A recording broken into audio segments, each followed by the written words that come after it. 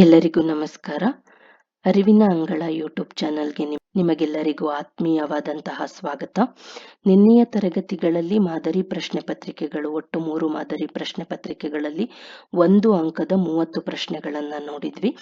ಇವತ್ತಿನ ತರಗತಿಯಲ್ಲಿ 3 ಮಾದರಿ ಪ್ರಶ್ನೆ ಪತ್ರಿಕೆಗಳಲ್ಲಿ ಬಂದಿರುವಂತಹ ಬಿಟ್ಟ ಸ್ಥಳಗಳನ್ನ ಸರಿಯಾದ ಪದಗಳಿಂದ ತುಂಬಿ ಹಾಗೂ ಹೊಂದಿಸಿ ಬರೆಯಿರಿ ಅನ್ನುವಂತಹ ಭಾಗ ಏನಿದೆ ಅದನ್ನ ನೋಡ್ತಾ ಹೋಗೋಣ.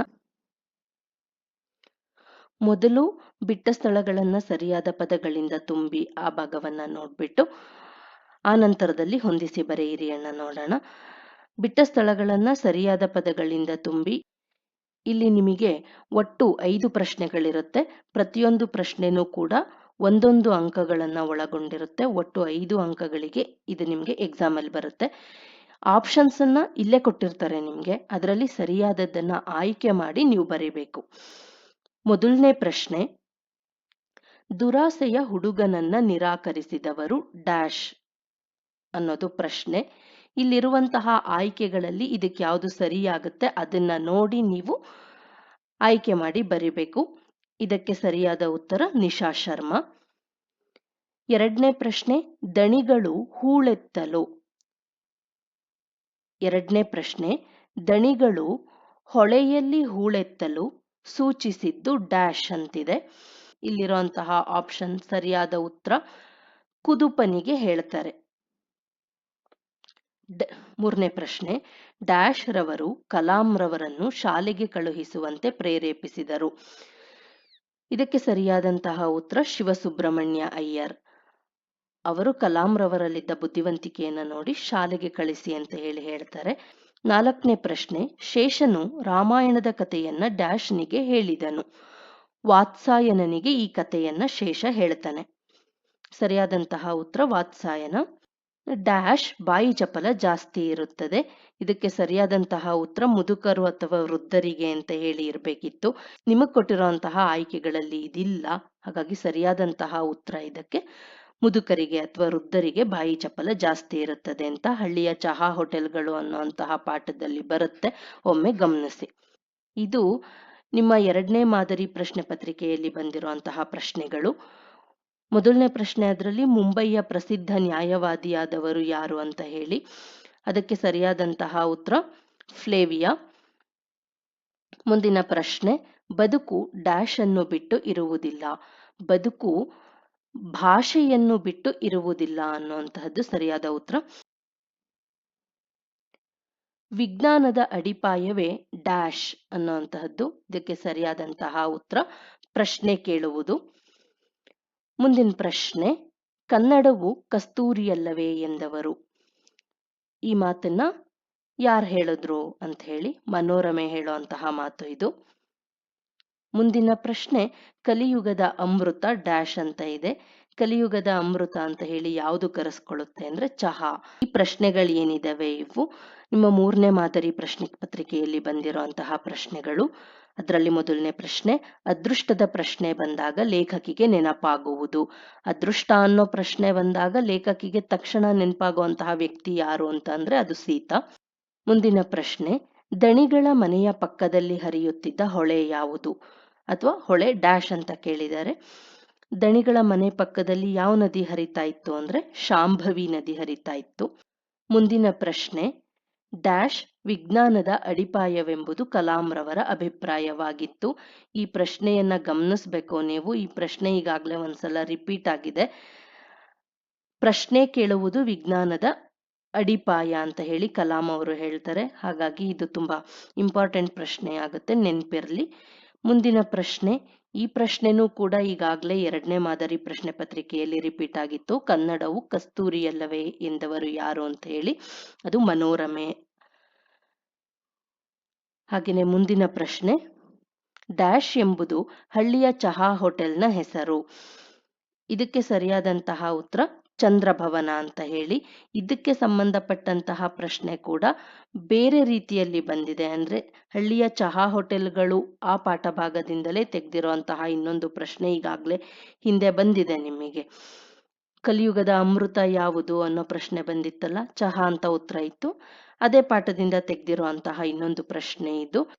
ಇನ್ನು ಮುಂದಿನ ಭಾಗ ಬಂದು ಹೊಂದಿಸಿ ಬರೆಯಿರಿ. ಇದು ಕೂಡ ನಿಮಗೆ 5 ಅಂಕಗಳಿಗೆ ಇರುತ್ತೆ. ಇಲ್ಲೂ ಪ್ರತಿಯೊಂದು ಪ್ರಶ್ನೆ ಒಂದೊಂದು ಅಂಕವನ್ನು ಒಳಗೊಂಡಿರುತ್ತೆ. ಒಟ್ಟು 5 ಅಂಕಗಳು ಈ ಭಾಗಕ್ಕೆ ಸಂಬಂಧಪಟ್ಟ ಹಾಗೆ ಇರುತ್ತೆ. ಇಲ್ಲಿ ಹೊಂದಿಸಿ ಬರೆಯಿರಿ ಏನಿದೆ, ಇದನ್ನ ನೀವು ಸ್ವಲ್ಪ ಸೂಕ್ಷ್ಮವಾಗಿ ನೋಡ್ಬೇಕಾದಂತಹ ಪ್ರಸಂಗ ಇದೆ.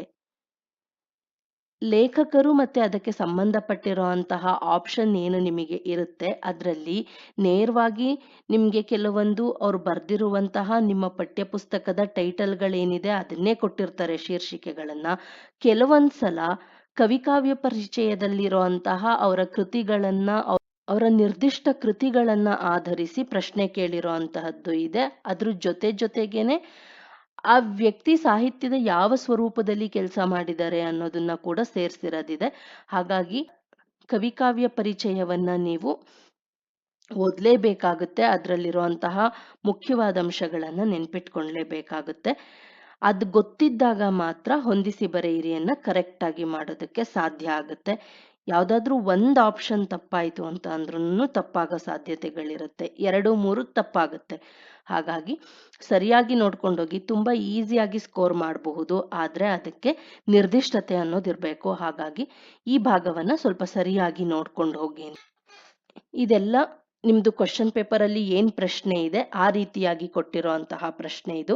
ಪುಲಿಗೆರೆ ಸೋಮನಾಥ, ಚಿಟ್ಟೆ ಮತ್ತು ಜೀವಯಾನ, ಪುರಂದರದಾಸರು, ವ್ಯಕ್ತಿಪರ ಕವನಗಳು, KS ನಿಸಾರ್ ಅಹಮದ್, ಒಮ್ಮೆ ನಗುತ್ತೇವೆ, ಟಿ ಯಲ್ಲಪ್ಪ, ಜಾನಪದ, ಸುಕನ್ಯಾ ಮಾರುತಿ, ಪುರಂದರ ವಿಠಲ, ಸೋಮೇಶ್ವರ ಶತಕ, ಹೀಗೆ ಆಪ್ಷನ್ಸ್ ಅನ್ನ ಕೊಟ್ಟಿದ್ದಾರೆ.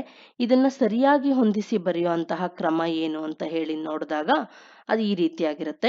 ಪುಲಿಗೆರೆ ಸೋಮನಾಥ, ಸೋಮೇಶ್ವರ ಶತಕ, ಇಲ್ಲಿ ಆತ ಬರೆದಿರುವಂತಹ ಕೃತಿಯನ್ನ ಆಧಾರವಾಗಿಟ್ಕೊಂಡು ಹೊಂದಿಸಿ ಬರೆಯೋದಕ್ಕೆ ಕೇಳಿದ್ದಾರೆ. ಇನ್ನ ಪುರಂದರದಾಸರು, ಇವರ ಅಂಕಿತ ನಾಮವನ್ನ ಹೇಳಿದ್ದಾರೆ ಇಲ್ಲಿ, ಪುರಂದರ ವಿಠಲ ಅನ್ನುವಂತಹದ್ದು. KS ನಿಸಾರ್ ಅಹಮದ್ ಇವರ ಕೃತಿಗಳಲ್ಲಿ ಬರುವಂತಹದ್ದು, ಇದು ವ್ಯಕ್ತಿಪರ ಕವನಗಳು ಅಂತ ಹೇಳಿ ಅದನ್ನ ಹೊಂದಿಸಿ ಬರೆಯಲಿಕ್ಕೆ ಕೇಳಿದ್ದಾರೆ. ಈ ತರದ್ದು ತುಂಬಾ ಚೆನ್ನಾಗಿ ನೆನಪಿರ್ಬೇಕಾಗುತ್ತೆ ನಿಮಗೆ ಹೊಂದಿಸಿ ಬರೆಯಿರಿ ಕೇಳಿದಾಗ. ಟಿ ಯಲ್ಲಪ್ಪ ಇವ್ರದ್ದು ಚಿಟ್ಟೆ ಮತ್ತು ಜೀವಯಾನ ಅನ್ನುವಂತಹ ಕೃತಿ. ಸುಕನ್ಯಾ ಮಾರುತಿ ಅವ್ರದ್ದು ನಿಮ್ಗಿಟ್ಟಿರೋ ಅಂತಹ ಪದ್ಯಭಾಗದ ಶೀರ್ಷಿಕೆಯನ್ನೇ ಕೇಳಿದರೆ, ಒಮ್ಮೆ ನಗುತ್ತೇವೆ ಅಂತ ಹೇಳಿ. ಇದು ಜಾನಪದ, ಇದ್ಯಾವುದಕ್ಕೂ ಕೂಡ ಸಂಬಂಧ ಪಡೋದಿಲ್ಲ. ಆಲೋಚನೆಯನ್ನ ಬಯಸುತ್ತೆ, ಜೊತೆಗೆ ನಿರ್ದಿಷ್ಟತೆಯನ್ನ ಬಯಸುವಂತಹ ಭಾಗ. ಇಲ್ಲಿ 1-2 ಮಾರ್ಕ್ಸ್ ನಿಮ್ಗೆ ಸರಿಯಾಗಿ ಗೊತ್ತಿಲ್ಲ ಅಂತ ಅಂದಾಗ ಕಳ್ಕೊಳ್ಳೋ ಅಂತಹ ಸಾಧ್ಯತೆಗಳಿರುತ್ತೆ. ಹಾಗಾಗಿ ಚೆನ್ನಾಗಿ ನೋಡ್ಕೊಂಡು ಹೋಗಿ. ಈ ಪ್ರಶ್ನೆ ಈ ರೀತಿಯಾಗಿತ್ತು. ಪುಲಿಗೆರೆ ಸೋಮನಾಥ, ಚಿಟ್ಟೆ ಮತ್ತೆ ಜೀವಯಾನ, ಪುರಂದರದಾಸರು ಶಿಲುಬೆ ಏರಿದ್ದಾನೆ, ಬೆಳಗುಜಾವ, ಗದುಗಿನ ಭಾರತ, ಹತ್ತಿ ಚಿತ್ತ ಮತ್ತು ಇದು ಶತಕ ಅಂತ ಕೊಟ್ಟಿದ್ದಾರೆ. KS ನಿಸಾರ್ ಅಹಮದ್, ಮುಕ್ತಕಂಠ ಮತ್ತೆ ಜಾಲಿಯ ಮರದಂತೆ. ಇದಿಷ್ಟು ನಿಮ್ಮ ಪ್ರಶ್ನೆಯ ಸ್ವರೂಪ. ಅದಕ್ಕೆ ಸರಿಯಾಗಿ ಹೊಂದಿಸಿ ಬರೆದಾಗ ಈ ಕ್ರಮದಲ್ಲಿ ಬರಬೇಕು. ಪುಲಿಗೆರೆ ಸೋಮನಾಥ ಅದು ಶತಕ ಸಾಹಿತ್ಯಕ್ಕೆ ಬರುತ್ತೆ.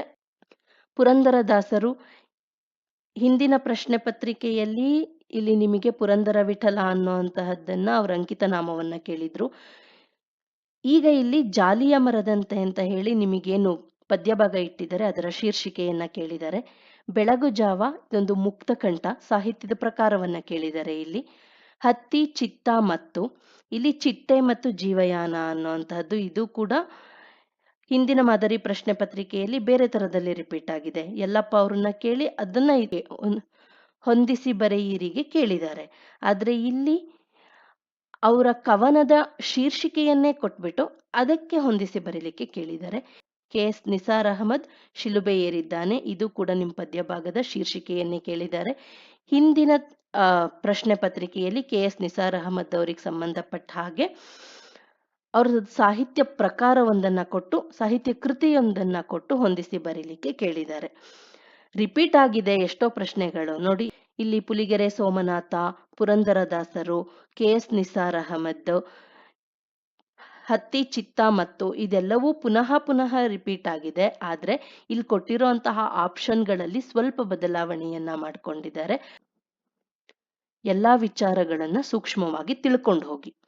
ಇದು 3ನೇ ಮಾದರಿ ಪ್ರಶ್ನೆ ಪತ್ರಿಕೆ ಏನಿದೆ ಅದರಲ್ಲಿ ಕೊಟ್ಟಿರೋ ಅಂತಹ ಹೊಂದಿಸಿ ಬರೆಯಿರಿಯ ಭಾಗ. ಇಲ್ಲೂ ಪುನಃ ಸೋಮೇಶ್ವರ ಶತಕ ರಿಪೀಟ್ ಆಗಿದೆ ನೋಡಿ, ಜಾಲಿಯ ಮರದಂತೆ ರಿಪೀಟ್ ಆಗಿದೆ, ಹತ್ತಿ ಚಿತ್ತ ಮತ್ತು ರಿಪೀಟ್ ಆಗಿದೆ, ಮೊದಲನೇ ಮಾದರಿ ಪ್ರಶ್ನೆ ಪತ್ರಿಕೆಯಲ್ಲಿ ಸುಕನ್ಯಾ ಮಾರುತಿ ಅವರಿಗೆ ಸಂಬಂಧಪಟ್ಟ ಹಾಗೆ ಪ್ರಶ್ನೆ ಇತ್ತು, ಅದು ಪುನಃ ಇಲ್ಲೂ ರಿಪೀಟ್ ಆಗಿದೆ. ಸೋಮೇಶ್ವರ ಶತಕ, ಕೆ.ಎಸ್. ನಿಸಾರ್ ಅಹಮದ್, ಜಾಲಿಯ ಮರದಂತೆ, ಯಲ್ಲಪ್ಪ, ವ್ಯಕ್ತಿಪರ ಕವನಗಳು, ನಾನೆಂಬ ಮಾಯೆ, ಚಿತ್ತ, ಹತ್ತಿ ಮತ್ತು ನಾಗಚಂದ್ರ, ಸುಕನ್ಯಾ ಮಾರುತಿ, ಪಗೆಯಂ ಬಾಲಕನೆಂಬರೆ, ಕೀರ್ತನೆ. ಮಾದರಿ ಪ್ರಶ್ನೆ ಪತ್ರಿಕೆ 1 ಮತ್ತೆ 2 ಏನಿತ್ತು ಅದ್ರಿಂದನೇ ರಿಪೀಟ್ ಆಗಿರೋ ಅಂತಹ ಪ್ರಶ್ನೆಗಳೇ ಮೂರನೇ ಮಾದರಿ ಪ್ರಶ್ನೆ ಪತ್ರಿಕೆಗಳಲ್ಲಿ ಆಲ್ಮೋಸ್ಟ್ ಇದೆ. ಈಗ ಉತ್ತರನ ನೋಡಿದ್ರೆ ನಿಮಗೆ ಗೊತ್ತಾಗುತ್ತೆ ನೋಡಿ. ಸೋಮೇಶ್ವರ ಶತಕದಲ್ಲಿ ಬರೋ ಅಂತಹ ಒಂದು ಸಾಲು, ನಿಮ್ಗಿಟ್ಟಿರೋ ಅಂತಹ ಪದ್ಯ ಭಾಗದ ಒಂದು ಶೀರ್ಷಿಕೆನೂ ಇದೆ, ಪಗೆಯಂ ಬಾಲಕನೆಂಬರೆ. ಜಾಲಿಯ ಮರದಂತೆ ಇದು ಪ್ರಕಾರ ಆಗುತ್ತೆ, ಇಲ್ಲಿ ಕೀರ್ತನೆ ಅನ್ನುವಂತಹ ಪ್ರಕಾರಕ್ಕೆ ಸೇರುತ್ತೆ, ಅದನ್ನ ಕೊಟ್ಟಿದ್ದಾರೆ. ವ್ಯಕ್ತಿಪರ ಕವನಗಳು ನಿಸಾರ್ ಅಹಮದ್ ಅವ್ರಿಗೆ ಸಂಬಂಧಪಟ್ಟಂಗೆ ಮೊದಲನೇ ಮಾದರಿ ಪ್ರಶ್ನೆ ಪತ್ರಿಕೆಯಲ್ಲೇ ನೋಡಿದಿರಿ. ಹತ್ತಿ, ಚಿತ್ತ ಮತ್ತು ಟಿ ಯಲ್ಲಪ್ಪ ಅವ್ರು ಬರೆದಿರುವಂತಹ ಪದ್ಯ ಇದು. ಸುಕನ್ಯಾ ಮಾರುತಿ, ನಾನೆಂಬ ಮಾಯೆ ಅವ್ರದ್ದೊಂದು ಕೃತಿ ಇದು. ಆ ಕೃತಿಯನ್ನ ಕೇಳಿದರೆ ಹೊಂದಿಸಿ ಬರೀಲಿಕ್ಕೆ. ಈ ನಾಗಚಂದ್ರ ಅನ್ನುವಂತಹದ್ದು ಇದಕ್ಕೆ ಸಂಬಂಧಪಡದೆ ಇರುವಂತಹ ಆಪ್ಷನ್. ಹೊಂದಿಸಿ ಬರೆಯಿರಿಯ ಭಾಗವನ್ನ ಸ್ವಲ್ಪ ನಿರ್ದಿಷ್ಟವಾಗಿ ಗಮನ ಇಟ್ಟು ಸೂಕ್ಷ್ಮವಾಗಿ ಅಧ್ಯಯನ ಮಾಡಿಕೊಂಡು ಹೋಗಿ, ಆಗ ಮಾತ್ರ 5 ಅಂಕಗಳು ನಿಮಗೆ ಸಿಗುತ್ತೆ. ಎಲ್ರಿಗೂ ಒಳ್ಳೇದಾಗ್ಲಿ, ಎಲ್ರೂ ತುಂಬಾ ಚೆನ್ನಾಗಿ ಅಂಕಗಳನ್ನ ತೆಗೆಯುವಂತಾಗ್ಲಿ ಅಂತ ಹೇಳಿ ಆಶಿಸ್ತೀನಿ. ಧನ್ಯವಾದಗಳು.